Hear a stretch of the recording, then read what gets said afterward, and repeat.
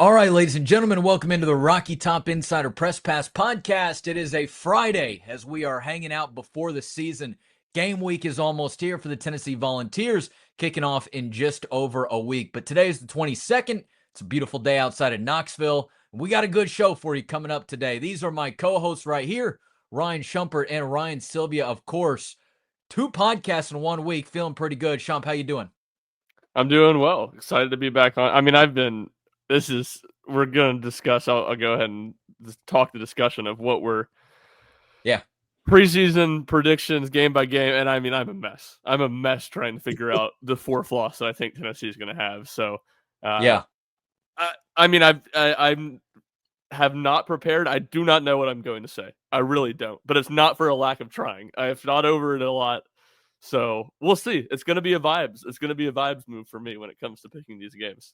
Okay, I'm sure we'll have some good discussion about it. Sylvia, have you where's your kind of comfort level been throughout the planning and the prep for our game by game predictions as we get to it today?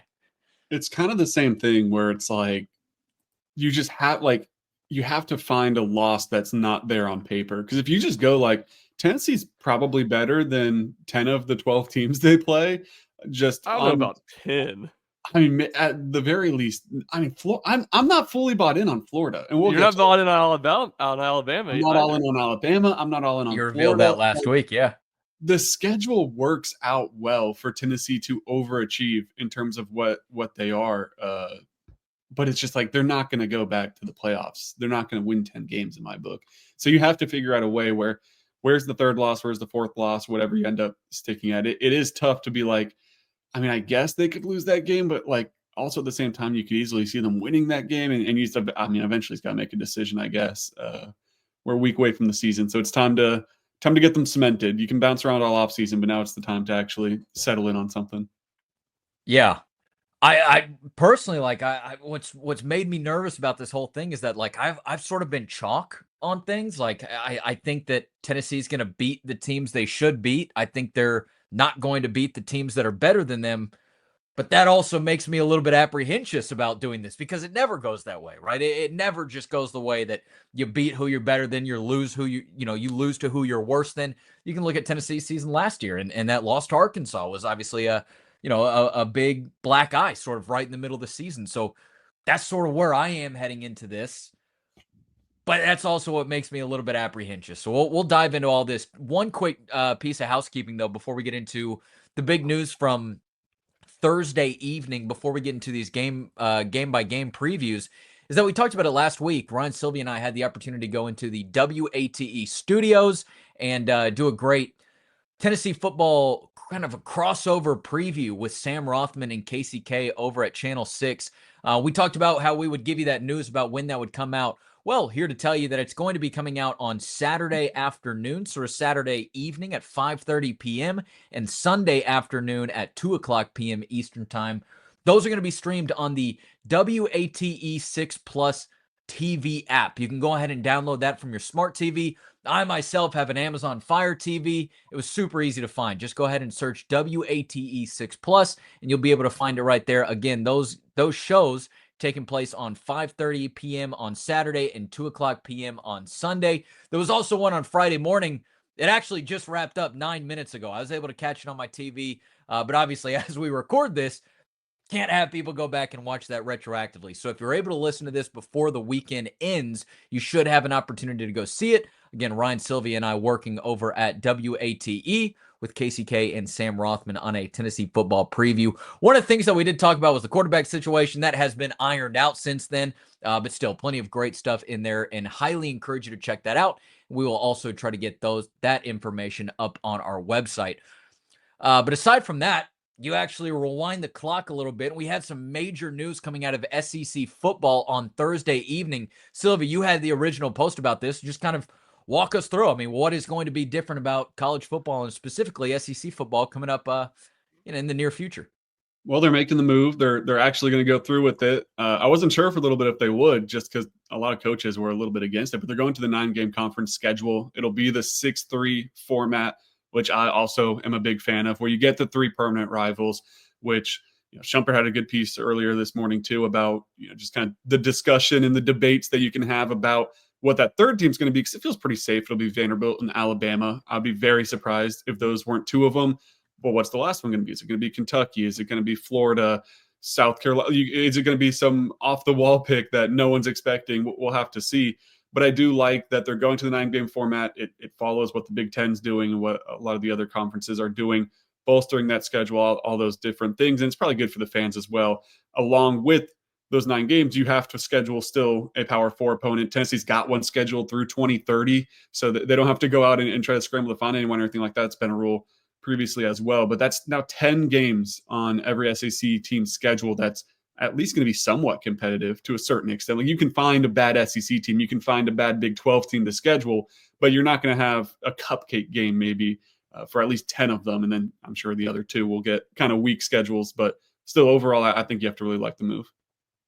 Yeah, for sure. I mean, I've said back, I was very anti-conference expansion, but I thought this was one of the few good things that would come of it and be good. I mean, back in the old 7-7 model, 14-team conference, you played teams in the SEC West not named Alabama every 6 years, I guess, and on the road every 12 years. So this will allow Tennessee to play every team in the SEC every 2 seasons, play at every venue in the SEC every 4 years. That's something I like a lot. Like, if a player comes to school and stays 4 years at one school, they will play at every stadium in the SEC, which I think is pretty cool. So I'm a big fan of it. Okay, a couple specific Tennessee hitters here. One, I think it's a big win for them that they get it now. Like, if the SEC was going to have to stay with the 8-game schedule in 2026, I mean, we know Tennessee has gotten, we will get to in a minute, very favorable schedules in 24 and 25. I think that probably would have flipped on them in 26, and they would have gotten a very hard schedule. Now this whole process just kind of resets. It will, we'll see what it looks like. It's a 9-game SEC schedule. I'm sure it'll be hard, but it's not going to be maybe quite the gauntlet that it might have been. And yeah, I wrote about who the third team could be. I do think Kentucky's probably the most likely. I think the big thing you look at when you start going through some of these options, that, if you just think about it from Tennessee's perspective, you think, okay, Florida or Georgia. Well, Florida, they're going to play Georgia every year. We know that. I'd say there's at least a solid chance they play LSU every year. That's been a permanent rival of theirs. So, that one feels a little bit more realistic, but are they really? If they give them LSU, I don't think they're going to give them Tennessee too. That'd be 3 really hard games. And then that's the case with Georgia. They're going to get Auburn every year, and they're going to get Alabama, or they're going to get Florida every year. So I don't think they're going to give them a third hard game. And you could say the same thing with Auburn, and that's one I threw in there. Obviously, before I think it was like 1956 to 1991, Tennessee played Auburn every single season before the league split into divisions. I know some older Tennessee fans would like that. I know our guy Noah Taylor was pushing for that yesterday. Auburn's got Alabama. Auburn's got Georgia. I don't think the SEC is going to throw Tennessee at them every year too. But instead of playing them every 7 years, Tennessee is going to get them every 2 years now, and every 4 years of Jordan Hare. So the other one I think was sneaky is South Carolina. That was one that was thrown out there back when Texas and Oklahoma were first announced to join the league. South Carolina is obviously the furthest east team in the league, so they don't have as many geography rivals. I don't know. I'm an idiot. No. You had it right the first time. Okay, good. And then again, they didn't join the league till 92, so not a lot of traditional rivals. Obviously, they played Tennessee every year from 92 to 2023. So that's another one I could see happening. Kentucky would be my favorite. I think the most likely one. Because, again, it's kind of like Kentucky. How do you find 3 permanent opponents for them if you don't have Tennessee, who's a 2.5-hour drive away? But if it's not Kentucky, I think South Carolina is probably the next likely. Yeah, I think that was the interesting thing. When the news broke yesterday, I mean, it was late in the evening, 5, 6 o'clock or so in the afternoon. We had a lot of feedback about it on our social media channels, whether it was Twitter, TikTok, Facebook, whatever it was. And we were asking people, who would you want to see as that third rival? I feel like people pretty much felt like Alabama and Vanderbilt were 2 staples about who would be those permanent opponents. But people were throwing out all sorts of teams. And again, I mean, Ryan, you just went through the list. They're good answers right there. But I think that you're hitting on a point that's really key to this. And you have to also factor in who those other teams' opponents could be, right? It's not just, hey, who's Tennessee's 3 biggest rivals and give Tennessee, kind of the first pick on everything. It's, hey, if you're looking at Georgia and they've already got Auburn and they've got Florida, is Georgia's administration now, is Georgia brass going to accept something where they've now got to play Tennessee as that third permanent rival each time? So I think it's a big puzzle piece to put together, or It's a a puzzle to put challenge for together sure. with the pieces. And you wrote about it in your article. There's going to be a lot of politicking going on, and teams are going to be talking to each other and talking to the league about what they want to get done. And then look, at the end of the day, someone's going to get, an unfavorable draw. I think that's just the reality of things. And a team or two, might get a really nice draw in terms of things as well. So I think, anything could happen here in this situation. But to me, I do sort of see this situation of between Tennessee and Georgia. I think we just talked about two really good picks for their permanent rivals. It feels to me maybe likely that one would get South Carolina and one might get Kentucky. But again, who knows how these things eventually shape out, and we'll have to see. But I do think it makes for a really interesting conversation all around the league right now about what are the different ways that these things could come together and make sense.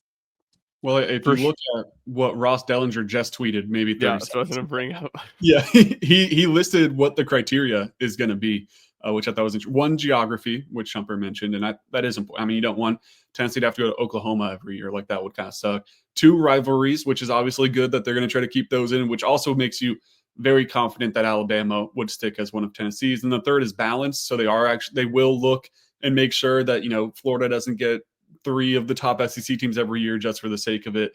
He put a little list, not the official list. He also very clearly stated that this is not the official list, just his best guess. He had Tennessee with Vanderbilt, Alabama, and South Carolina. So that's interesting because for me, I still lean, I think it's going to be Kentucky. It makes so much more sense to me, but there is a lot of things that go into it. So I'm curious to see how it does play out. It'll be one that I think Tennessee fans will pull for Kentucky. I did a little poll on Twitter yesterday, just curious what people would Oh, want nice. from the third team. And 67.2% of people that voted had Kentucky as who they would want for the third team for Tennessee. 27.9 went Florida, just, I guess they Rivalry. like that Florida rivalry. But I think if you're looking from maybe Josh Heupel's standpoint right now, you're definitely pulling for Kentucky because they are trending very hard down. Like there's a chance over the next 5 years that like Vanderbilt and Kentucky could be two of the worst teams, if not the two worst teams in the SEC. So I think that's I not a maybe bad. bet on Kentucky to be the worst team with how much of Yes. their rev share money they seem poised to spend on basketball and not football. Yes. And Vanderbilt's trending upward to some degree. We'll see Yeah. what that peaks at, what that caps out at. You still can't imagine that's more than like 8 wins in a good year, but if that's two of your 3 annual teams like that, you take that and you run with it. Well, So one other thing, real quick from the Dellinger report, Rick. yeah. I mean, this is fascinating to me. So I was curious. Tennessee has South Carolina. How does that affect South Carolina? How does that affect Kentucky? Georgia, Kentucky instead. And I think most people thought Georgia, South Carolina. Those are the two. That is South Carolina's Yeah. closest team in the league. They have been, rivals in the SEC East. So, I would imagine a lot of politicking between Tennessee and Georgia to the league office Yes. pushing one in Kentucky under schedule, not South Carolina. Yeah, no doubt about it. Sylvie just mentioned the poll that he ran yesterday. I just retweeted it on the Rocky Top Insider account, so I think that we should get tip of the cap to me. I'm excited to see where this thing goes. Right now, it's Kentucky in a landslide, but you kind of left the question a little ambiguous, right? You didn't say who do you think it'll be or who do you want it to be. Just That's kind of true. that third game is Good up for point. debate. So I think the poll really could show some fascinating results. Right now, Kentucky leads at about 68%, Florida at about 27%, Georgia at about 3%, and South Carolina just a tick under 2%. So we'll see how that stretches out as some votes I'm sure come pouring in by the end of this podcast. Maybe we'll have time to check it back at the end. But as always, join the conversation on Rocky Top Insider social media channels, whether that is Twitter or Instagram or TikTok or Facebook, wherever it may be, and kind of get your voice heard as we get a pulse of the fan base about what this is going to look like. But it's in the near future. I mean, it is just right around the corner, so it won't be long, I'd imagine, before we know and before these things start unrolling. So, head over to RockyTopInsider.com for the latest on things.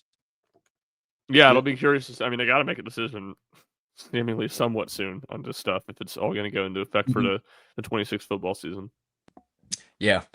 All right, Ryan, Shumpert, Kind of walk us through what we're doing today. We mentioned it up at the top, but last week we went through our stat leader predictions. We talked about Joey Aguilar taking over as the starting quarterback. We were hoping that we'd be able to wait to do season predictions until after Tennessee named a starter. Sure enough, they did not do it on Monday of game week that's coming up in a couple days. They did it last Sunday, nearly a week ago. So today it's going to be our game by game season preview and predictions. Yep, that's right. Let's just dive into it. So Syracuse to start. I have Tennessee winning.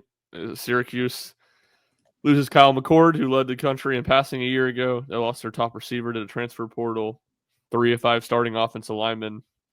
There's a reason, despite the fact that Syracuse, I believe, maybe even ended the season in the top 25. At least they were entering the bowl game, I know. That they are, I think it was an over-under 4.5, maybe 5.5 wins for them this season. And Tennessee's 2 touchdown favorites. I think Tennessee wins this one. I don't know if they cover. That's, to me, a lot of points for a team with a lot of offensive questions. But I do think Tennessee wins relatively comfortably. I think Tennessee wins fine. If it was Syracuse last year, might win that game. but with I think what helps Tennessee too is you have another spring transfer on the other side of the field, so it's a quick turnaround for both of the quarterbacks in the game. With Notre Dame Steve Angeli getting the job with Syracuse, so I think Tennessee will be fine. I think they'll sit down on defense and really limit what Syracuse can do. And while there's all those questions on offense, I think they'll have enough in the tank early to put up 20 plus points, which I really can't imagine Syracuse scoring more than 20 points in this game. So to me, I guess we'll see if the spread is interesting. What is that, 14 about there right now? I believe it's to 13.5 right now. So that is an interesting line to me. If Tennessee can create enough separation that they can win by more than 2 scores, but I think it'll be a comfortable down the stretch game for Tennessee. Like, I don't think you'll be having to sweat out a win if you're a Tennessee fan going down to Atlanta. This feels like a game Tennessee is going to score somewhere between 24 and 30 points, and Syracuse is going to score somewhere between 10 and 17 points. Yeah. So I can see it going either way on the spread. Yeah. Like, it's pretty good. Yeah, for me, I agree with you guys, but I do think that, hey, this is not not necessarily a game to be overlooked. Maybe not necessarily in terms of a win-loss perspective, but just where is Tennessee's starting point going to be this season? Right? We obviously know that there's a lot that's coming up ahead for them. What does that starting point look like? What can they build off of? I mean, pretty early into the season last year, especially with that NC State game, we found out that Tennessee's defense was going to be a monster, and that was something that carried throughout the season. Tennessee's next 3 games, really, kind of even go 4 games. I don't think, because of the opponent, for better or for worse, I think things are just going to kind of shake out the way that they do. So I think that this is going to be a good game to kind of establish our starting point, see what this team looks like, and maybe get some early good takeaways. Again, the East Tennessee ETSU game, I don't think we get too many, hey, this is kind of maybe the route that Tennessee is heading this season or something along those lines. UAB the same way. And then Georgia we'll get to in a minute here. But I think this is kind of that benchmark game, just saying, hey, what early impressions can we get from Tennessee in this game? So that's something I'm looking forward to. But I'm with you guys. I think that, this is one that Tennessee goes to Atlanta. I think the fan base certainly travels for it. And I think that Tennessee gets a win in the Battle of the Orange, you could say. Yeah, Battle of the Orange for sure. Sylvia, you wrote about it yesterday. Keith Bullock and Al Wilson, the honorary captains on both sides. So Tennessee hopes they can recreate the magic of 98. I guess it's not the last time they played the Open Year. I think they played in like 2002. But yes. The more notable game in the series. McNabb at quarterback that was a star-studded game for no reason. Dwight Freeney. Like, that was an awesome game. And I think Keith Bullock really walked into a great situation, because he's not only going to get cheered by the 10% Syracuse fans, but there's going to be a decent amount of Titans fans there that will also give him a nice little ovation, I think, whenever they announce him. So he walked into a great spot. And obviously it'll be 90% plus Tennessee fans. So Al Wilson will get his cheers too. Agree. Yeah. All right, week 2. Yeah, moving on. There's a whole lot of debate on week 2. ETSU. I'm sure we all have Tennessee winning handedly. Sylvia, you wrote about this week. How in the world did Will Healy get 2 Division I, 2 Power 4 transfer quarterbacks? No kidding. Who have starting experience. Yes.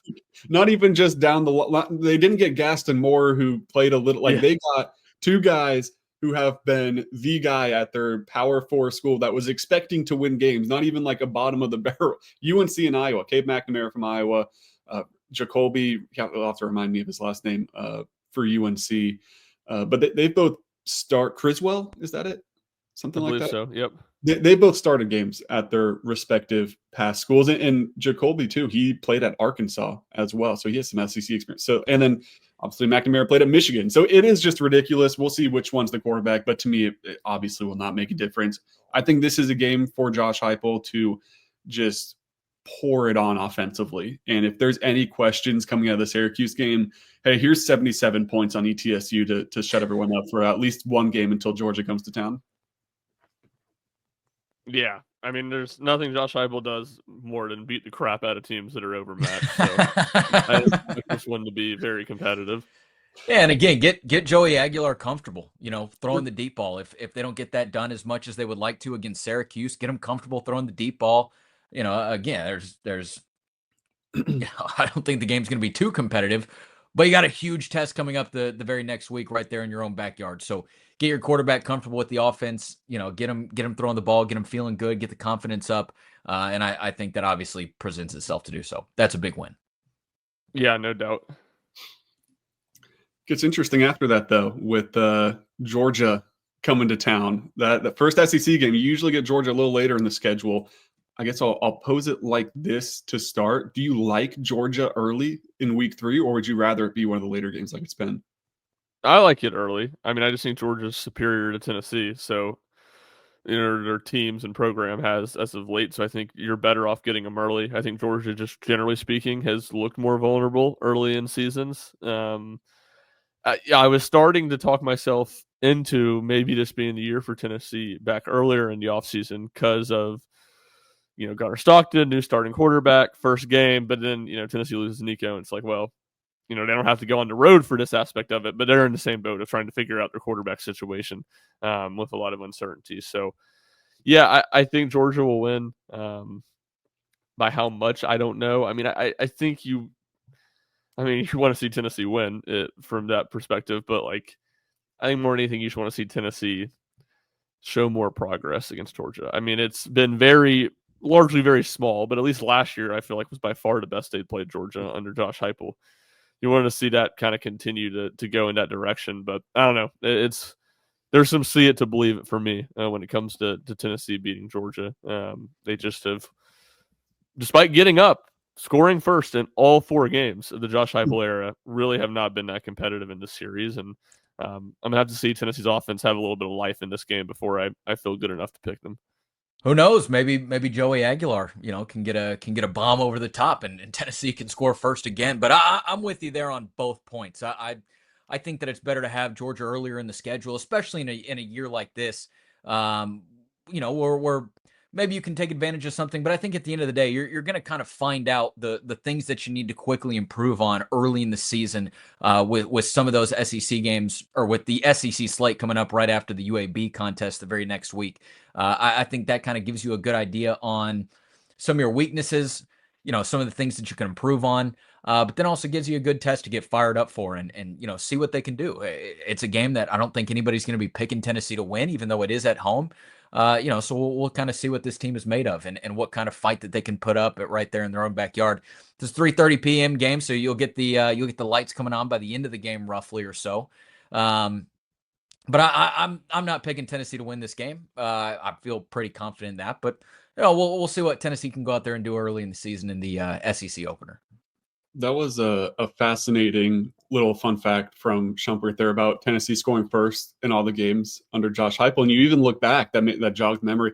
2020, I couldn't tell you who scored first, but Tennessee was in a very nice position at halftime of that game. JG first half in Athens 2020 was special. People will talk about that for forever. And that was after Tennessee was 2-0. They were, if I remember, that was third game of the year. They already beat South Carolina. They already beat Missouri. They were up on Georgia. It was like, dude, this team and this defense is unbelievable. 2020 Tennessee is going to be special. Obviously, it was not, and that was last year Jeremy Pruitt. But you even look back to 2019, Brian Maurer uncorking one early in that game for I mean, Tennessee, they love nothing more, I guess, in recent history than having a little splash play or getting up early on Georgia and then just being not even in the game by the time the fourth quarter rolls around. 22 and 24, I guess, are somewhat exceptions where at least they had a fighting chance later in the game, but it was still not like it came down to the last drive or anything like that. I have Tennessee losing this. If there's any way Tennessee wins to me, it's because Gunnar Stockton isn't very good, and he's still improving. I think he'll be fine, but it will be an interesting test for him. Like the first time he's got to go to a true road SEC environment where everyone hates him and is pouring down on him for 4 quarters. It'll be interesting to see how he handles that. I think he'll do fine enough that Georgia will win. But that's the only way I see Tennessee winning this game is if it's just a defensive slugfest. Gunnar Stockton turns the ball over and Tennessee takes advantage. But I still lean Georgia pretty comfortably. Yeah, I agree. Yeah. Moving on the next week, sort of like the ETSU game the week before, Tennessee hosts UAB on the 20th. That's a 12:45 p.m. kickoff, the second earliest of this first four-game slate of the season. The earliest being obviously noon against Syracuse. But much like ETSU, I don't think there's too much to talk about this. If it was a loss the week before, then Tennessee's gonna have a chance to come back, or I guess really just stay home, get things right, get a little bit of juice going, get a little bit of confidence going once again, be able to beat up on the Blazers of UAB. Yeah, I think we're, like you said, we're all going to be in unison on the pick, but, just the one storyline or one note from this game, Trent Dilfer, who is the coach of UAB, coached Edwin Spillman and Caleb Beasley at Lipscomb Academy in Nashville. So I'm sure someone they'll talk about on the broadcast, and, will be a storyline around the game that, one of these bye games that typically aren't overly interesting. Yeah, this will be another stink. UAB is one of the poor FBS teams as well. So it's not even like you're getting like a MAC team that's going to come in swinging or, Tennessee's caught a couple of those. You look to Akron where that was just an annoying game. Like I don't even expect it to be something like that. Like Tennessee should just roll right over UAB. No matter what happened in that Georgia game, it's tough to see Tennessee not just doing whatever they want in that game. Yeah, I agree. Coming up the following week, September 27th. Now, this is one that I'm excited for just because it's a place that I have not been to yet, and I'm excited to hear the cowbells in person. Tennessee goes on the road to take on the Mississippi State Bulldogs. I'm sure I'll be fed up with it by the end of the first quarter, but it's one of those things you got to see it to know. They should be outlawed. That is cheating. You can't have artificial noisemakers. That's a load of crap. That's what that is. Yeah, we're bending the rules. Jeff Lebby, obviously some ties to Josh Heupel from their days at Oklahoma. What are we thinking of this one? Is anybody going to take this as a trap game? First road SEC game, actually first true road game overall for Tennessee, going down to Starkville, Mississippi to take on the Bulldogs. I've thought about it. It got trendy for a little bit as like, if you look around, a lot of people recently are like, hey, this Mississippi State game, this could be the trap game for Tennessee. So I don't see it, but go ahead, Shumpert. They're doing a whiteout too for it, right? Here's the path to seeing it. One, Tennessee, struggles in road games, has dropped a road game that they shouldn't drop, or they were favored in, maybe is a better way to say it, than shouldn't drop every single year under Josh Heupel. At least since 22. 21 maybe not, because they just weren't favored much on the road. Jeff Lebby, the familiarity. They get Blake Chafin back, who I think is at least a solid quarterback. Mississippi State, they run that same scheme as Tennessee, which, as we know, makes it easier to run the football. Mississippi State ran the ball pretty well on Tennessee last year in that game. So that would be the path. If Tennessee's offense is bad, now, that's the thing. Mississippi State's defense was just horrific a season ago, and I think will probably be pretty darn bad again. So I don't know. I flirted with this one. I'm still going to take Tennessee. Is in honor of Lee Corso, as they say, closer than the experts think, but it's just hard to pull the trigger. I bounced this off of Mississippi State, a friend of mine earlier this week, and he said, well, I was about to put in a bet alternate line Mississippi State under 3.5 wins this season. So that was tough to bounce back from. So I flirted with it, but I'm not going to do it. I'm going to say Tennessee goes on the road and wins in Starkville. Yeah, Yeah. this one for me, again, you look at Tennessee's defense, and I think that the thing that they say travel well is defense. And I think that Tennessee's defense can go out there. You're right, Ryan. They did put together a nice run game last year, and quarterback situation is going to be a little bit more stable, you would imagine, at that point in the season, barring any sort of injuries. But I think that Tennessee's defense can get things done. Perhaps that's a time where Jamon McCoy is playing for Tennessee. Or perhaps it's a time for his return. Again, we don't know what that timetable looks like, but I think that Tennessee's defense is going to do enough to go down to their Starkville, beat the Cowbells, not get too rattled by the Cowbells. And depending on, no matter what Tennessee's offense looks like at that point, I think that's one of my biggest question marks now that we enter the meat of the schedule at the SEC. I feel pretty good in what Tennessee's defense is going to look like at this point, but what does the offense look like? Either way, with a team like Mississippi State, even if it's on the road, I think that Tennessee's defense can go out there to do enough to sort of quiet things down, get things in a stable position for the offense to find a way to get enough points to win. So I didn't think too much about this one. I saved some of those debative thoughts for later on in the schedule. So I had Tennessee going into Starkville and winning. Speaking of injury timelines, that could also be around the time David Hobbs maybe gets back in the mix, which would be such a big deal for Tennessee. Sure. The interior of the defensive line is thin. It's weird to say, but it is. And having a guy like David Hobbs, who, everyone from players to coaches to anyone around the program, the entire offseason was like, yeah, he's a completely different player, this and that.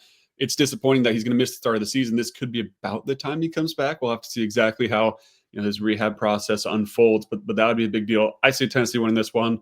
You guys hit all the big reasons, so I won't just repeat word for what you guys said, but maybe a little closer than you'd think, but I don't think Tennessee will have too much of an issue in this one. Jalen Smith revenge game. That's true. He's a dog. Yeah. He's a dog. I saw Ryan tweet about that earlier last week. That was a good one. Speaking of revenge games, Tennessee's got a bye after the Mississippi State game, and then you have Arkansas. Not to get ahead of ourselves by any stretch, but you look at Tennessee's home games this season: Georgia, Arkansas, Oklahoma, New Mexico State, Vanderbilt. Couple of those separate themselves more than the others. Georgia's going to be one where I think Tennessee fans are obviously going to be fired up for, because it's not only the SEC opener, it's not only the big time home opener, but it's also a rivalry game like that. I think Oklahoma's going to be one that they get up for as well. But this Arkansas game is going to be a game that the Tennessee fans, in my opinion, are going to want to rise up for to get that revenge on what happened last year in Fayetteville. Plenty of Tennessee fans made the trip over to Arkansas. What is that, the Natural State, maybe? Something like that? The Natural State, yep. The Natural State. They made the trip over to the Natural State. We did as well. Won't necessarily talk about the return experience from the Natural State. That's a story to be saved for a different day. But I think this is going to be one that Tennessee fans are fired up for. I like Taylon Green a lot as a quarterback. I just think he's dynamic. He's obviously plays with a lot of risk and reward. But I think this might be the Sam Pittman farewell tour. Ryan, you talked about it having a Mississippi State guy give you the under on the Bulldogs a minute ago. I've got an Arkansas guy who's really kind of hammering the under on the Razorbacks. I don't think this is one that the Razorbacks have a shot to come in on, even though, again, I like what Taylon Green does, and I wish you could see him play for a better team, see what kind of maybe he could do with that one. But I've got Tennessee, especially coming off of a bye, and that feels like it's got revenge game in the making written all over it. It could even be where a chance where Tennessee tries to make a statement with a big time win. But we'll see. Coming off that bye, though, I think it's pretty good in Tennessee's favor. Yeah, I mean, it has the feel of the South Carolina game, I think, a little bit in 23, where kind of same part of the season, revenge game, shouldn't be a terrible team, but it's not a great one either. So I would say Arkansas off a bye as well. But the 3 games prior to that, at Ole Miss, at Memphis, Notre Dame at home, it'd be surprising if they won more than one of those games, and I don't think you can really rule out a road loss at Memphis either for the Hogs. So this is, again, I was exploring all my options for a realistic 4th loss, and this is one I was, I wouldn't say I really got super close with, but I saw a report the other day that they're moving an offense guard to defense tackle because they have so few defensive tackles, and there's plenty of questions about this Tennessee offense, but I think we know they can run the ball. So it's maybe a tough sign. And, if there's any game this season, I mean, you mentioned it, Rick, with Syracuse, or excuse me, I think it was ETSU, or maybe it was U Sylvia, getting the kinks out on the offense, trying to be very motivated. I mean, Arkansas. I mean, I don't even remember Arkansas team's coordinator's name. They pantsed Josh Heupel last year. So if there's any game where Josh Heupel is going to be motivated to have a good offensive plan, and get things right it's this one. And yeah, I mean, I would also say just not just from last year, revenge on the mind as a whole for Tennessee, for Arkansas. What, they've lost 3 or 4 straight to the Hogs, haven't won in this series since 2007, when Darren McFadden came to Neyland Stadium. So Tennessee owes one on Arkansas, and they'll look to try to make it happen this season. Yeah, my first thought as well was the 23 South Carolina game. And I think it'll probably play out somewhat similar, where it's not a bad Arkansas team, but it's not a good Arkansas team. That was not a bad South Carolina team, but it was not a great South Carolina team. I think it'll be a similar game where, you the crowd's into it. Everyone in the building wants to do is blow them out and get revenge from the year before. And maybe it doesn't unfold in, the first quarter blowout or something like that. But I think the defense will sit down. Maybe you get another Kamal Haddon type pick six from Ricky Gibson or something, and that kind of turns the page into Tennessee winning comfortably. But yeah, it's another game where it's like, where are these losses going to come? Because right now we're all in agreement that they're going to be through 6 games 5-1 with their only loss to Georgia. It doesn't feel like, if that's the truth, they're probably like sitting around 15 in the country, something like that, just given the strength of schedule. Yeah, like maybe higher. Is Tennessee? Yeah, it may be in the playoff picture type of projections. Is Tennessee a playoff team this year? Probably not. But it's just, once again, the schedule unfolds so nicely for Tennessee that it's very tough to be in the camp of 8-4, 9-3, and then still find where a lot of these losses are. But yeah, we're all in agreement so far. 5-1 with the only loss to Georgia halfway through the schedule. Look, and if people are talking about the playoff picture at that point in the season, I think a lot of people are going to be saying, "Hey, pump the brakes, wait about 7 more days." That'll tell you what this Tennessee team looks like, if they can compete at that next level. Because the next game for Tennessee is the 3rd Saturday in October. Tennessee goes on the road, to take on Alabama in Tuscaloosa. I had my dates mixed up there a little bit. October 18th, again, on the road, 3rd Saturday in October. Sylvia, you teased this a little bit last week. I don't know if we should go to you first or last because of this, but let's just knock it off right off the top. What do you think? Tennessee's winning this game, and this is more so me putting my flag down on Alabama not being a great football team this year. I'm not buying the hype. Sure, they have Ryan Williams, they have defense, they have all these. Ty Simpson, I don't know why all of a sudden, without much to show, he is being talked about like he's a top SEC quarterback. I don't see it. Is he? It's not. People are acting like he's going to be this great quarterback under Kalen DeBoer, and they have this team that probably 11-1, and I mean they could win national. He's not a national championship caliber quarterback. I'm not buying it. I'm not doing it. It's not a playoff team. Tennessee's going on the road, doing what they should have done in 2023, and winning this game. Like I said, they should have won in 23. They won last year against Kalen DeBoer. They won in 22. Nick Saban, obviously, Nick Saban 23 as well. So you can only make the argument to a certain extent, but Tennessee's played Alabama well under Josh Heupel. Even in 21, considering it was Tennessee's first year and Nick Saban had things rolling, obviously, at that point in Tuscaloosa, Tennessee played well in that game. So I got the balls in this one. Once again, it's more about me putting my foot down and saying Alabama is going to be good but not great this year, rather than I think Tennessee is some fantastic football team. But yeah, I'll stick with Tennessee winning this one in an upset. Yeah, I mean, I don't necessarily see it. I think the Ty Simpson thing is a fair question. I'm kind of skeptical of him being a national championship quarterback. I do think with the roster around him, he can be a college football playoff quarterback. I mean, it wasn't like Nico was very good last year and Tennessee made the college football playoffs. So, yeah, I just think they're a more talented team than Tennessee, and it's hard for me to pick Tennessee to go on the road and beat a team that's more talented than them. And I think that the path to it would be Joey Aguilar being a lot better than I expect. Him being a real surprise and being a not even just definitive, a pretty significant step up than what Tennessee had at quarterback play at this time a year ago. So neither team's got a super tough lead-in game to it, but it's hard for me to pull the trigger on. I feel like this is one Alabama wins something like 27-17, 30-20. I guess I like Tennessee to cover because the line's about 14 points, but I think two scores to maybe a touchdown to Alabama. I just don't think Alabama's putting up 30 points on this Tennessee defense. That's where I'm at with it. I think I could see if Alabama wins, which is very well possible, don't get me wrong, but I see it more as 21-17, 20-14. Like I see it more as a low scoring, they gut out a win rather than Alabama finds some offensive rhythm and wins 30-17 or something like that. Well, with none of us picking a win over Georgia, I think that's probably the most bold upset pick that we'll probably have here in the predictions.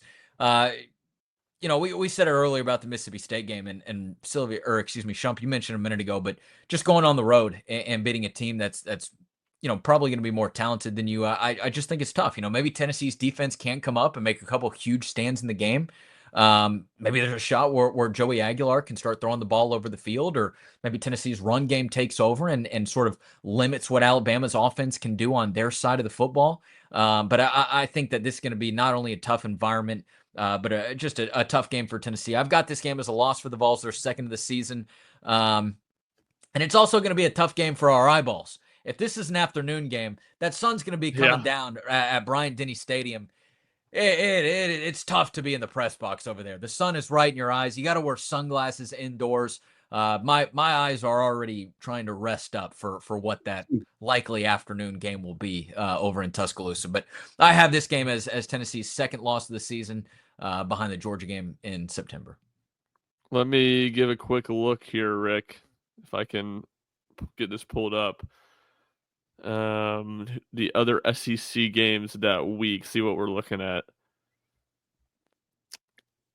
I went to the wrong week. Uh-oh. And now I got to go research SEC one more time. Here he goes. We're finding it. Okay. There's Ole Miss at Georgia.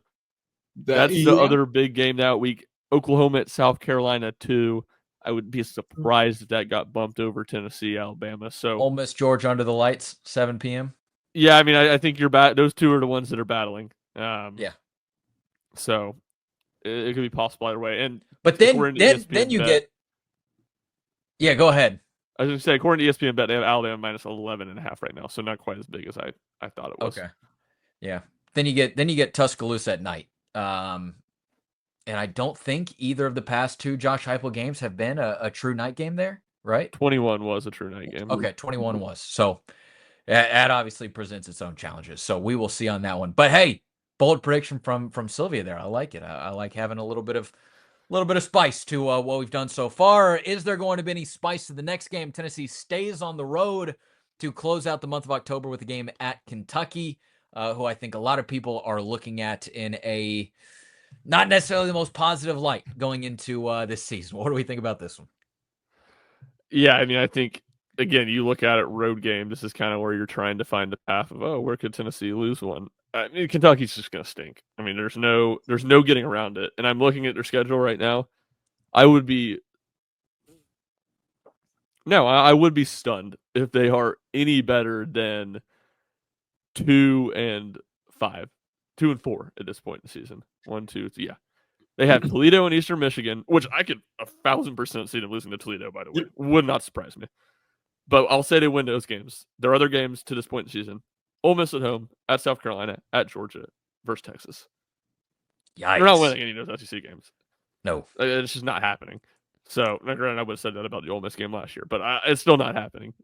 So they're going to be beat up. They're not good. They're a bad football team. I wouldn't be shocked if they quit on the season at that point. Maybe it'll be closer than expected because, again, the game in Lexington always seems to be pretty competitive. But, again, I've been searching for that fourth loss for Tennessee, and it's just this is one that's been very unconvincing to me. Yeah, I mean, there is a genuine chance that they do the Mississippi State and go 2-10, 0-8 in the SEC with a loss to Toledo. It is the worst. For my money, it's the worst in the SEC this year. The buyout for Mark Stoops is hilarious, and we'll see exactly what Kentucky wants to do with that going forward. But Tennessee should have no problem with this game. It does create an issue with me where now I have Tennessee at what? They're 7-1 with the win over Alabama. You're firmly in You're the saying playoff top picture at 5. this point. The Yeah. hype train would be unbelievable at that point, There and would be it's gonna. columns across the country on what a great decision Paul Josh Heupel Feinbaum made. would be going nuts every It's day on his radio show.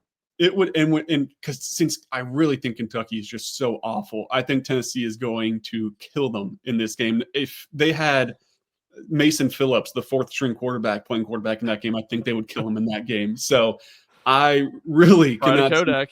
Yeah, it's creating an issue though, where now all of a sudden I have inadvertently set up Tennessee to be like a top 5 team in the country going into the back half of the schedule, which would only break Tennessee's fans' hearts when they see the rest of my predictions.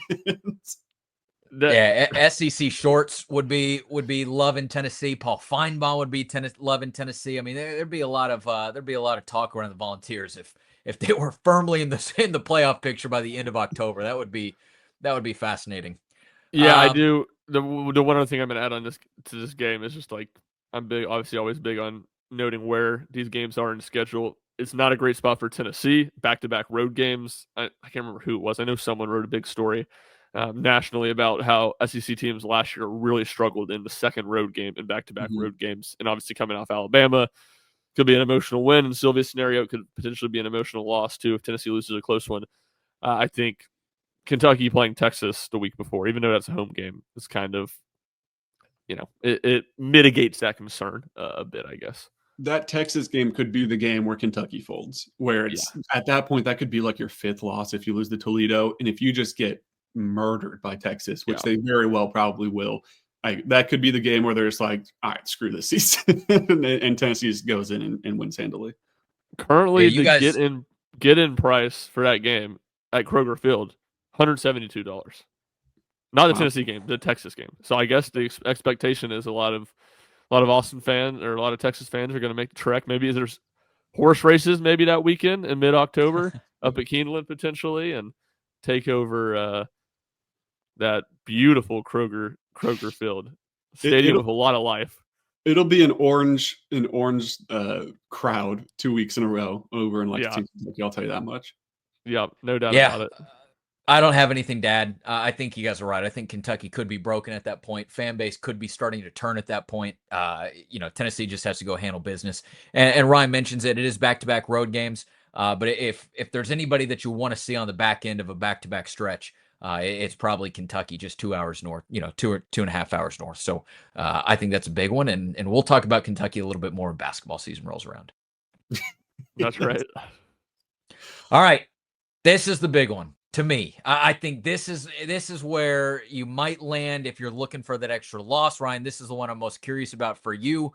You have the Oklahoma Sooners coming into town, and I feel like Oklahoma, people don't really know what to make of them this year. Are they going to take a jump up from their inaugural year in the SEC last year? They've got a new quarterback, and that's John Mateer. I think opinions vary based on what you think about him. I personally think that he's a great quarterback, and I'm fascinated with what he's going to do with that team this year, but offense hasn't necessarily been the Sooner strong set. Does Oklahoma go into Neyland Stadium on Saturday, November 1st and beat Tennessee in their own revenge game from what Josh Heupel and the Vols did in Norman last season? Shump, I'm curious. This is kind of the one that I've been curious about with you talking about that 4th loss this whole time. Is this where you set it, or does it potentially come later in the season? This is the one that I have the whole schedule I have a big take on. It's Tennessee's not losing this game. I don't think John Mateer is that good. I think he is a Cam Ward merchant. Cam Ward went from Washington State and it was the best quarterback in the country last year at Miami and will soon be the best quarterback in the NFL. I say a little tongue in cheek. And now everybody just says, "Oh, John Mateer, Washington State, he was good." Washington State played nobody last year. Cam Ward played a legit. I mean, the Pac-12 wasn't amazing, but he played a legit schedule. He was playing Mountain West teams last year, and he transfers into an offense that's not set up very well around him. There's not a ton of talent. Oklahoma is this media darling. Go look at Las Vegas. They always know more. 6.5 over-under win total for Oklahoma. They think this is a team that's maybe going to make a bowl game. And let me tell you, I love where they are in the schedule. This will be the 6th straight game. Can I do math? No, I can't. 5th straight game that they have coming off a bye and then they have a bye the week after. The 3 games before they play Tennessee. Texas in the Cotton Bowl, at South Carolina, Ole Miss at home, at Tennessee. That is a gauntlet of a stretch. Tennessee is great at home under Josh Heupel. Oklahoma is very overrated entering the season. This is a game Tennessee's going to win. I can't talk myself into it at all. That Oklahoma, it's the most, because you're right, Rick. It is the most logical 4th loss on the schedule. It is the 4th ranked team Tennessee plays this season. I just can't do it. I don't buy it. I think that's big conviction right there. And just to kind of peek behind the curtain a little bit, I was talking with Sylvia on campus when we, at whatever the last Tennessee media event we had, we were talking about what we were going to do for some of these season predictions, or at least our early idea. And I think I originally had a loss, and I was talking about John Mateer. And I think what you're saying is true. I still like the way that he plays, and we'll see how it all shakes out here this season with kind of where that direction goes. But then we got to talking about it at lunch yesterday, and I think Shumper was making some of the points that he just made, and I think some of those were good. And the biggest one was, the biggest two for me, I thought, was that, A, the Sooners just, you're right, they have a gauntlet coming into this game. It's Texas, it's South Carolina, it's at South Carolina, so they got to see the white towels and the sandstorm. They host Ole Miss after that, but then you go Tennessee, and hey, by the way, yes, there's a bye in between, but then they're going to Alabama the very next, their next game. That's a tough stretch. I wonder what this team is going to look like mentally at that point. And then you're right, Tennessee. The fact of the matter is that Tennessee's been very good at home under Josh Heupel. Yes, there's been a couple of close ones. I think about the Florida game last year that Tennessee punched out in overtime, but Tennessee's been really strong at home. And I think this is going to be a team where, or a game where the fan base, plenty familiarized with Oklahoma, not just because of last year, but also I think they'll remember what was going on in 2015. That was actually my freshman year back in school. I remember it very well. I think there's going to be a lot of, hey, we want to beat this team, or we want to see this team be beaten on our own field. I think the fans are going to step up for it. But again, when you get down to the nuts and bolts of things, can Tennessee run the ball effectively? Can they maintain, some sort of nice offensive pace in the game? Can the defense, and which I think we believe to be the strong point of this team, can they continue to be doing good things when the Sooners roll into town? Sylvia, I told you last week that I thought this was a loss for Tennessee. I'm flipping it to a win. No conviction. What do you mean? He just listens to whoever he talked to last, is what I just learned. That's ridiculous. No. I can have my own, inner battles within my head, and this is what if anything, it's conviction, because this is what I woke up feeling this morning. I said, okay, that's it. That's finalized. That's it. Again, I think it's crazy to kind of have this point in the season where Tennessee is this deep in with only 2 losses, but I think this is Tennessee. This is a game where Tennessee powers out at home and is able to beat the Sooners for the 2nd straight year. I'll put it like this. I was very worried when we hit record that all 3 of us would have Tennessee losing this game, because it was the logical 4th or 3rd loss. And I'm so glad you guys picked Oklahoma, because it would have been just a horrific look if we all picked Oklahoma to win this game, because I barely believe that Oklahoma will win this game, but it is more so just Tennessee's not going 10-2. I had them beating Alabama. It's a stupid reason, but you got to find some loss somewhere to get that 3rd loss, and the rest of the schedule is just so horrifically easy. I'll settle on Oklahoma. If it was on the road, I would feel a lot better about this being that road game that Tennessee shouldn't lose. Oh, being at home makes this so tough for me to pick Tennessee to lose, because they have just been unbelievable outside of the Georgia games at home under Josh Heupel since, right after that 21 season, which you give him a pass. And even then, like, you played Ole Miss tough at home. You did all those different things. But, I'll go Oklahoma. I don't feel great about it, but I just kind of put myself in a hole with the Alabama upset that I feel like I have to. Not the greatest reasoning in the world, but it is what I'm going to settle on. Yeah, fair enough. I mean, it's, as I've said, it's tough to find a ton of conviction for a lot of losses here. Yeah. The next game too is one that Tennessee should definitely feel fine about. New Mexico State, maybe you get some Star Thomas emotions from playing his old school or something like that. But I don't think we need to spend too much time on that one. That should be another, no matter what happens at Oklahoma game, Tennessee should be perfectly fine. I believe they have a bye week to quote unquote prepare for it too. Yeah. So that should just be another rampage for the Vols. Yeah. Smoky gray uniforms that game. to your point, so I don't know how. I mean, obviously Tennessee is not scheduling far enough in advance to do all this, but they they continually play these really bad group of five teams. Like I think New Mexico State and ESPN's FBI was like the second or third lowest group of five team. So yeah, this one should be an easy win.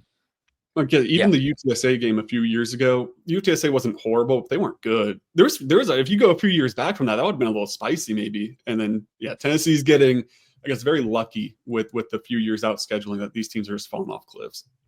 Yeah. Yeah. All right, now we go to Gainesville. What Sylvia, what do you think?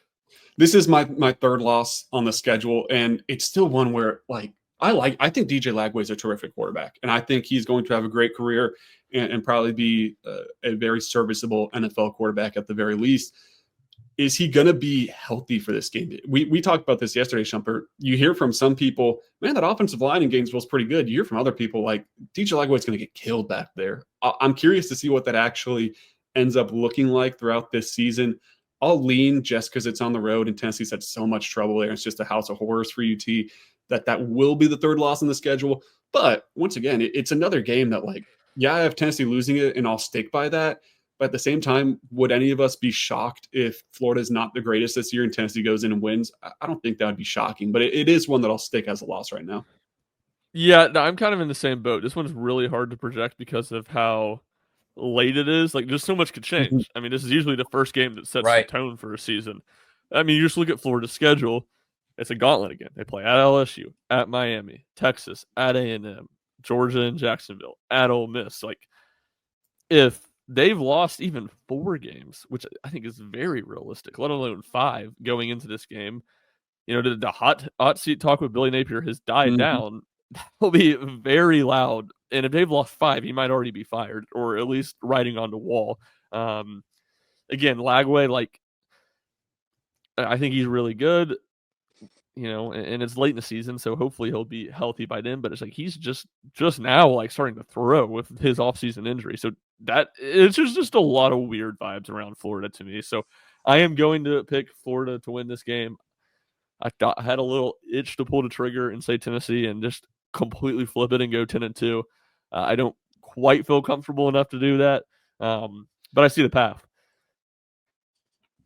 Yeah, I'm with you guys. Now, I wrote about this earlier. This is going to be a game where Urban Meyer is honored for his College Football Hall of Fame induction during that game. So you talk about vibes. Maybe the Gators are trying to spin their own vibes with the Urban Meyer connection. You look at Florida's month of November. They've got Georgia at Kentucky and at Ole Miss leading into that game. You look at Tennessee's month of November. They've got Oklahoma on the 1st, an open date between that and the New Mexico State game on the 15th, and then this one. There's an argument to be made about which schedule kind of prepares your team better, I think, for this game. But I think it's also fair to say that Tennessee's got the easier, sort of less banged up stretch heading into this game as well, especially with an open date there as well. Point. So, I think that if you're looking at Tennessee and you really feel good about what this team could be, and you feel good about what Joey Aguilar could be. We talked about this last week. Is this a spot where, Tennessee is offensively struggling or they want to maybe do something else? Who knows? But if you're somebody who's buying into what Tennessee can do offensively, and you're someone who's not taking history into account, then yeah, pull the trigger all you want. I think maybe you could have a good argument to be made there. For me, it kind of just boils down to a situation of the game's in Gainesville, and Tennessee just has a hard time winning there. And I do take the past into account, even though maybe you should or maybe you shouldn't. For me, it's kind of a see it to believe it mode. I just think that place is going to be fired up for that game. Now, again, maybe their schedule or maybe something in the season happens to where things aren't looking good for the Gators by the end of the season. Maybe some of the fan base is checked out, but they're still welcoming Tennessee in what I believe is maybe going to be the last home game on the Gators schedule. No, it looks like they've got Florida State at home too. So the one of the final games of the season for that Florida game or for that Florida team at home.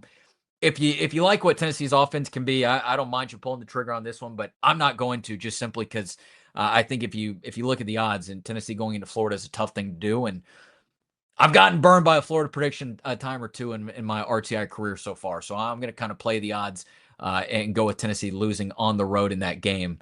We'll see how things shake out. Rick, I know you got to run here before too long. Go ahead and give us your Vanderbilt pick to wrap it, clean it up for us. Yeah. Yeah, I do have to run here in a second, so I'm gonna kind of bow out and leave this final couple minutes of the recording over to you guys. Tennessee, let's see. This one is at home against Vanderbilt. Obviously, they went there last year. They painted the town orange. We won't be able to see that new stadium with our own eyes. I know. I'm interested to see It what looks that good looks from the like now that pictures. it does look pretty good from the pictures. I'm kind of interested to see what that looks like on television as well. But I've got Tennessee, and Shump, if this is kind of the tracking in the direction that I think it might be going for you, I'm interested to know your pick as well. I'll have to go back and find that out after I leave. It'll kind of create a little bit of suspense for me as I wait for you guys to wrap up the show here. So I'm going to turn it over to you guys. For me, again, it's a 9-3 slate for Tennessee. My fears come to life, though. My fears come to life. My fear of things being chalk. You win against the teams that you should beat. You lose against the teams that you should lose to. It's coming to reality, and ultimately, we know that that's typically not how things ever shake out. So, if I'm maybe throwing in a super bold prediction, maybe it is that Tennessee loses against Oklahoma but beats Florida. Maybe it's Tennessee beats Alabama but stumbles against Oklahoma. Maybe it's something along there. But for now, I am going 9-3. It is kind of ending up chalk, which I think is going to come back to bite me at some point. But I just think that's how the schedule shakes out this year. And I think that Tennessee does have a favorable schedule to get things done. And we'll see what happens when the ball is spotted on August 30th against Syracuse. But I'm excited to see this season. I'm excited to see all the different twists and turns that it could present. And most importantly, I'm excited to see what you guys have to say about this season finale against Vanderbilt. And then maybe if you have any, kind of predictions at the very end for anything else. But also, just real quick, WATE6 Plus over on your smart TV app. Go and check out me and Ryan Sylvia as we do our college football preview with our good friends over there. Otherwise, over to you guys. See, that's a TV transition right there. All right, Sylvia, before we get to the pick, I didn't want to, we need to get Rick's last pick in here. I got to go back to Florida. I got to throw a scenario at you. I got to throw Urban Meyer in town. Okay. Honoring the national championship head coach. Yeah. Florida, 4-5 losses. People not happy with Billy Napier. Sure. Urban Meyer, well known as one of probably the 5 to 10 worst people in the entire world. Fair. Doing media all week. He's starting to angle to be the new head coach of Florida. Yeah. He wants back. He likes DJ Lagway. He says DJ Lagway's good. Maybe Florida gets like a somewhat favorable draw with the new 6-3 schedule. He wants back in. He itches back in. Penny Hardaway at Memphis style. Coup d'etat. He is meeting with Florida boosters. He's probably not the AD. I don't think that could happen, but he's meeting with Florida boosters, and he is pushing. He is pushing Billy Napier out. Maybe I would not put it past probably a 4-loss scenario. I wouldn't put it past Urban Meyer, like talking to the Florida team and giving them a bad speech, maybe learning a couple plays and giving it to Josh Heupel to help them beat Florida to make Billy Napier look worse. I don't think we can rule this out, this scenario. I think at the very least, what we're looking at is some higher Urban chants echoing throughout the swamp, at least early. The very, very, very least. If Tennessee pulls ahead, especially, then that is going to be you might see some signs pop up, things like that. I mean, hey, there's worse conspiracy theories out there than Urban Meyer is conspiring against Florida to get that job going forward. I mean, like some of that stuff, like again, him like actually giving consistency plays, like that's not going to happen. Obviously, that's just me doing a bit. But like, I mean, this is the same Urban Meyer who went on, I don't know if it was TV or radio last year, and said Ohio State has the most talented team of all time. Basically being like, if Ryan Day doesn't win the national championship, you can't keep this guy. He's terrible. Mm-hmm. Who was his former assistant coach? He's a snake. He's maybe the worst person in all of America. He's the worst person in American sports. He's terrible. He will, again, I think at the very least, if Florida's struggling, you say at the very least we get some like higher Urban chance. At the very least, Urban's like doing media, doing radio, talking about there's no better job in the country than Florida. It's amazing. It's really disappointing what this program's doing, what this program's becoming. He will undermine Billy Napier if given the opportunity. There's no doubt in my mind about He's only 61. People forget that he's got some spry. coaching age in him still. He can get out there and he can get the job done for Florida. I'm bought in. No, And it's his other, his other jobs, he would theoretically like really want. Ohio State, Ryan Day won the national championship despite losing 2 games in the regular season. Mickey Mouse expanded the playoffs. To Notre Dame. I mean, he's long said Notre Dame's like his dream job. Yeah. Marcus Freeman, like, there have been some, not quite hot seat, but like, is Marcus Freeman really the guy? He settled that last year by making the national championship. Marcus Freeman's a dude in South Bend. So it's like Florida's kind of the job you look at to me of where he might want to go. Yeah, and it does. I mean, I don't think any of us would be too surprised if this is Billy Napier's last year at Florida. It's just, are the cards stacked against him to a certain degree? Sure.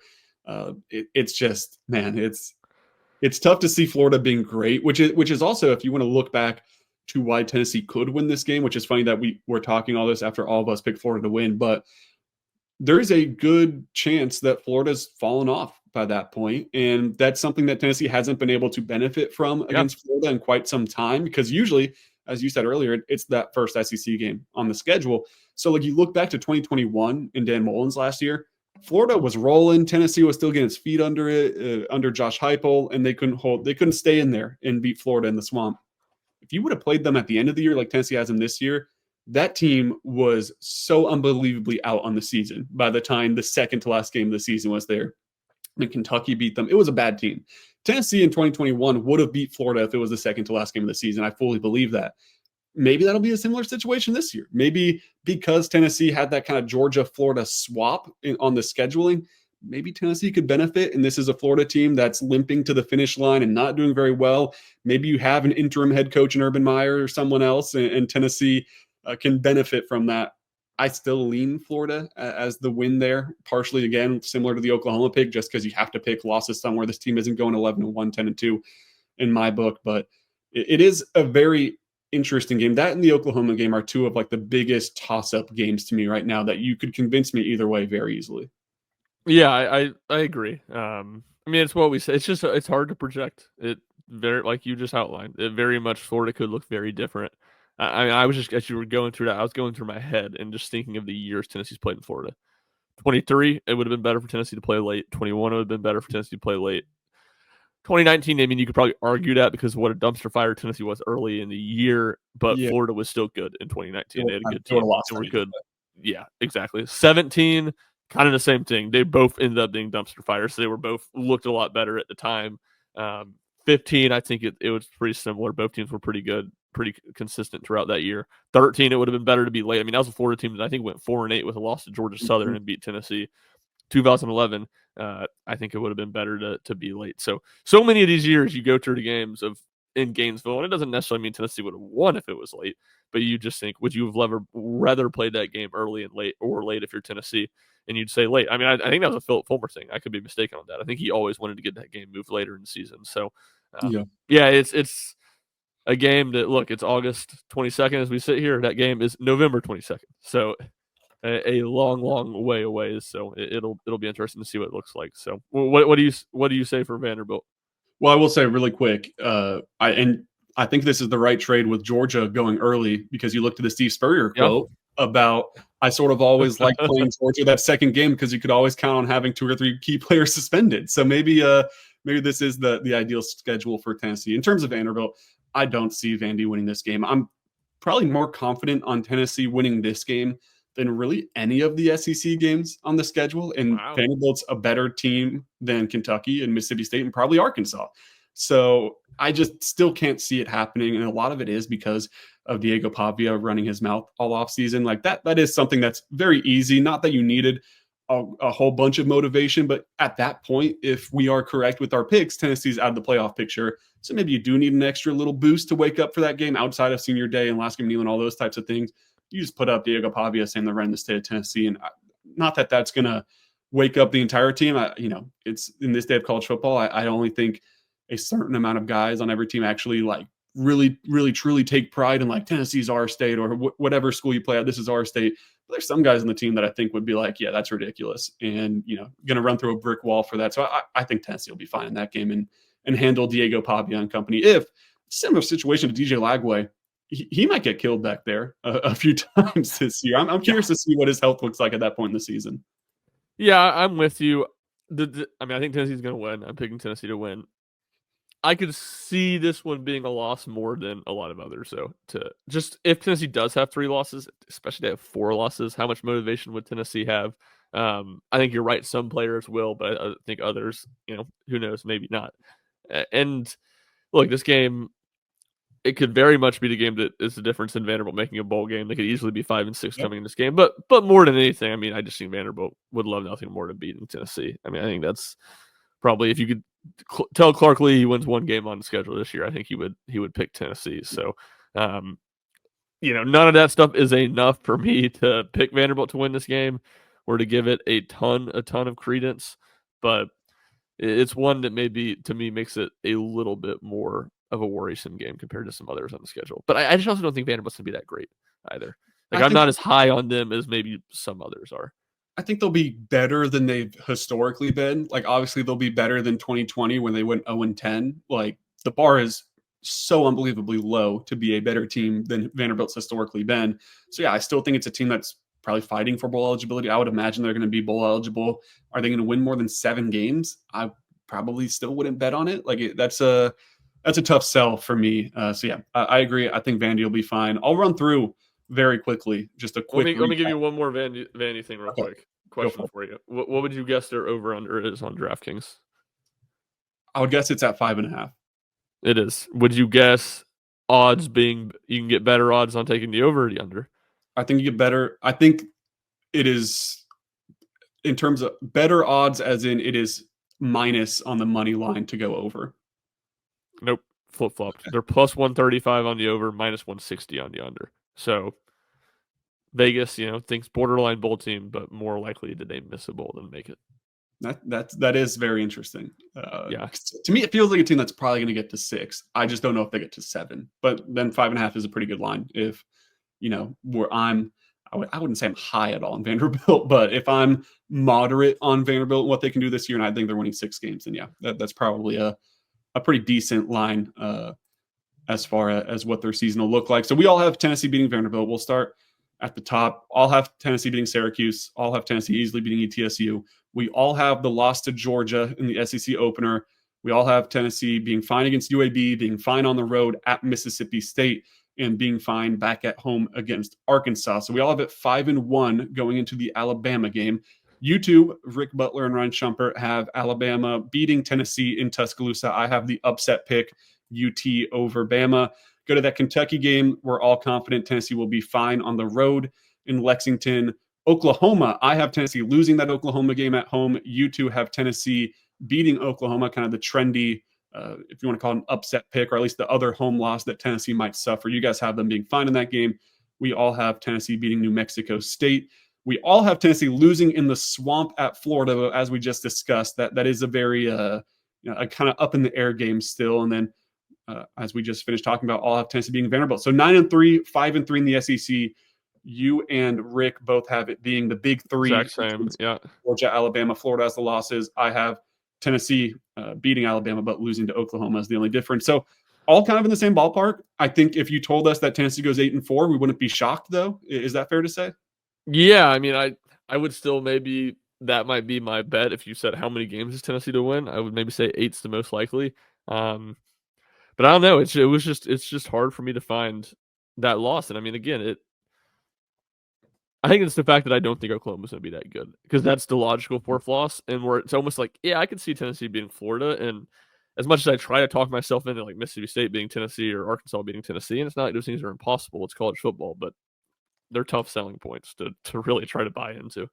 Yeah, I guess the way that I'll put it is more so Tennessee has a far, far, far better chance, in my opinion, to go 8-4 than 10-2. Like, I think there is a much bigger chance they lose an additional game than our predictions than they win an additional game. And it is a big part because of the schedule. I'll look really fast at the predicted order of finish for the SEC at Media Days this year. Mississippi State's in last place. Tennessee plays them. Kentucky's in second to last place. Tennessee plays them. Arkansas's in third to last place. Tennessee plays them. Vanderbilt's in fourth to last place. Tennessee. The bottom 4 projected teams, and those are always, varying degrees of wrong. But the bottom 4 projected teams in the SEC, Tennessee plays. That's half of their SEC schedule. Oklahoma is also ranked below Tennessee in those standings. So you have Florida, Alabama, Georgia above Tennessee as far as teams they'll have to play. What, Georgia and Alabama are 2 and 3, 1 and 3? Georgia's 2, Alabama's 3, So Florida is 6. It looks. So I mean, it's just, again, it's like a lot of this is chalk, and our predictions were very similar. But you play in theory the 4 worst teams in the league and 2 of the 3 best teams in the league. Like, it's that's just kind of naturally leads to it. Tennessee does not, for a 16-team conference, Tennessee does not play a whole lot of teams in the middle of the conference. And so it'd be, again, I think it'd be more interesting to get Florida at home, who's 6th, and what, Oklahoma was picked 10th, 11th. Oklahoma, whatever Tennessee was, they're 1 spot below them, so probably I think 10th. I think Tennessee was 9th. So then you flip those. You go Oklahoma on the road, Florida at home. I think that there's probably a little bit more difference in how those games could go. So yeah, it's, again, I'm excited for the 9-game conference schedule because I just think there's going to be a lot more interesting games. And once we get into them, all these games are interesting. All these games are fun. But when you're just kind of trying to map out what's going to happen, it's just hard to find a ton of discrepancy. Sure. If you're a Tennessee fan, you obviously love this schedule as far as milking as many wins out of it as you can. But if you're just maybe a casual college football fan that likes to watch Tennessee and Neyland Stadium every once in a while, it is a bit, I don't know if upsetting is the word, but like a game against South Carolina would have been fun. Again, a game against Ole Miss would have been fun. Maybe A&M or you get kind of down there with Auburn, or a rematch with Missouri after Eli Drinkwitz was standing on business over in Columbia. So I think a lot of those games would have been maybe a little more interesting on paper. But if you're a Tennessee fan, I mean, you take this schedule and you run with it. And as you said at the top of the show, great timing for this 9-game conference schedule to happen, because if they would have had to figure out a way to mix some things up for the next year's schedule, it's a good chance Tennessee maybe gets a Texas or an LSU or like that. Could have gotten Florida levels of tough scheduling if they had to go to the other schedule again.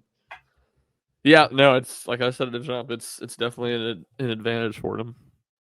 Yeah, absolutely. Well, I think that's all we have on the docket today. Obviously, go to RockyTopInsider.com for all the coverage. We're just a little less than a week from kickoff, so we'll have you covered with all the press conferences throughout next week. Josh Heupel meeting with the media. You have to assume, we don't have the full schedule yet, but have to assume maybe some coordinators and players and things like that talk. But we just talked to Joey Aguilar as well, so we have content from QB1 in Knoxville as he is officially named the quarterback. We talked about that on the last show. We'll have an Oklahoma preview as well coming up next week, so be on the lookout for that. You can find us on Twitter or X at Rocky Top Insider. Follow Rick Butler at Rick_Butler. Follow Ryan Shumper at RShump00. And I'm at Ryan T. Sylvia. Shumper, anything else before we get out of here? Nope, that's all I got. All right. Well, thanks for watching. Make sure you hit the subscribe button, leave a comment with your thoughts on what this schedule is going to look like. And thank you for watching. And your thoughts on the Urban Meyer. Give me your thoughts on the Urban Meyer conspiracy theory. Are you in or out on Florida hiring Urban Meyer? Does that make you more confident in future Tennessee games or less confident that Urban Myers is back in Gainesville?